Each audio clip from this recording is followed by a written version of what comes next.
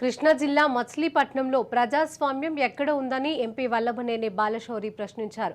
కాగా మచిలీపట్నంలో గత 5 ఏళ్ల నుంచి ప్రజాస్వామ్యం లేదని, దాడులు చేస్తే వాళ్ళు గెలుస్తామని అనుకోవడం అవివేకమని అన్నారు.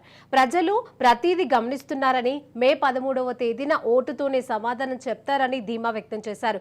కాగా మచిలీపట్నంలో బాలశౌరి ఆధ్వర్యంలో పలువురు గ్రామస్తులు జనసేన తీర్థం పుచ్చుకున్నారు. వారికి బాలశౌరి కండువాను కప్పి పార్టీలోకి ఆహ్వానించారు. విధానాల్లో వచ్చి అనేక మంది పార్టీలు చేస్తూ ఉన్నారు. ఈరోజు వాడపాలెం నుంచి అలాగే మచిలీపట్నంలో టౌన్లో నుంచి కూడా చాలామంది. ఈరోజు మచిలీపట్నం అసెంబ్లీలో పరిస్థితులు చూస్తుంటే చాలా దారుణంగా ఉంది. ప్రజాస్వామ్యం అనేది మనకి ఎక్కడ కనిపించలేదు. దాడులు చేసి గెలవాలనుకుంటే అది కుదరని పని. మనకి స్వతంత్రం వచ్చి 75 సంవత్సరాలు అయింది.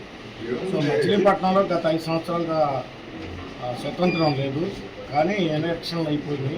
ఇప్పుడు స్వతంత్రం బాగా ఏదైతే ఉందో అంబేద్కర్ గారి యొక్క రాజ్యాంగం పర్ఫెక్ట్గా అమలైంది. దాంట్లో ఇక్కడ చాలామంది మేధావులు ఉన్నారు, చదువుకున్న వాళ్ళు ఉన్నారు.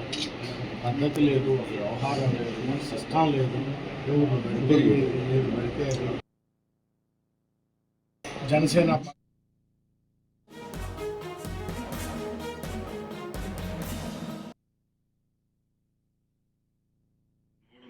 మాట్లాడాను మీటింగ్లో.